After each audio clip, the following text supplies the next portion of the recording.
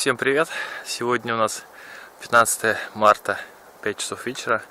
Я снова рванул на то же самое место, где и был.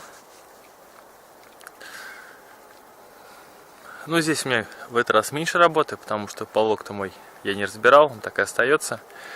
Что я решил сделать? Решил таки сделать надью в этот раз, потому что в тот раз я скайфоломился и поплатился тем, что в 4 часа утра у меня дрова закончились. Пришлось там ночью все это снова разжигать и так далее. Зачем это нужно? Вот. И на данный момент я пока еще даже полог не поставил, успеется. Я заготовил дров. Сейчас покажу. Вот, значит, так. Вот, которые маленькие дрова, это я сейчас буду использовать. Там еду приготовить и так далее. А вот эти крупненькие. Раз, два, три, четыре. Там, конечно, штук 6 у меня их. Вот, они у меня уже пойдут на надью. В этот раз надье быть, это 100%.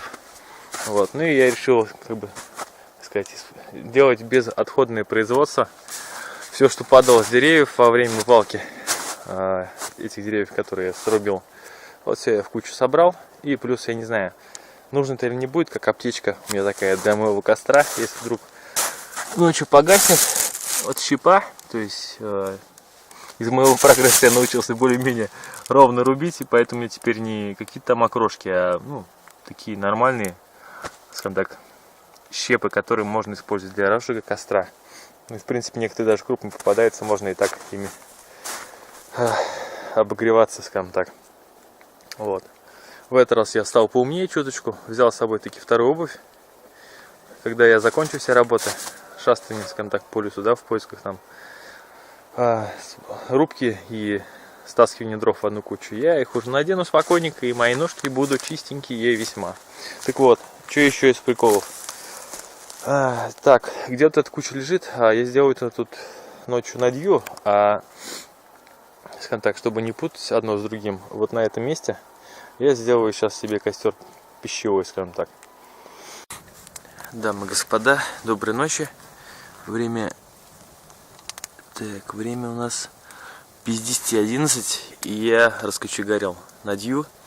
Сейчас покажу, как она выглядит. Вот так она выглядит. Здесь еще у нас дощечка стоит. Пока не разгорелась. Сейчас включу свет, покажу, как это со светом. Так. Вот такое-то сооружение, нифига не понятно. Все в огне пока еще. Вот эти дощечки я потом уберу, когда разгорится. Вот такая вот байда. Здоровенная. Во, разгорается. Думаю, хватит часа на 4-5. Будет здорово, если на 4-5 хватит. Так что, думаю, часов до 4 можно будет спать спокойненько. Еще заготовил 2 бревна сразу, чтобы потом ночью не маяться. Просто подкидываю и все. Вот так вот. Это мой костерчик догорает, на котором я готовил кушать. Вот так вот. Дымоган пока стоит, пипец вообще. Слезы текут рекой. Так что, если кому-то хочется поплакать, можно себе устроить такую искусственную терапию. Вот так вот. Разгорается. Вот, как раз дым на меня идет. Ну вот уже чувствуется тепло. Пипец какое, даже я бы сказал. Что тот краешек еще пока плохо разгорелся. Так что, думаю, будет все супер. Все.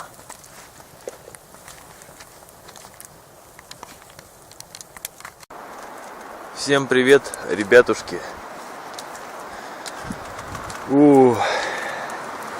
Ночка была в хлам тяжелый.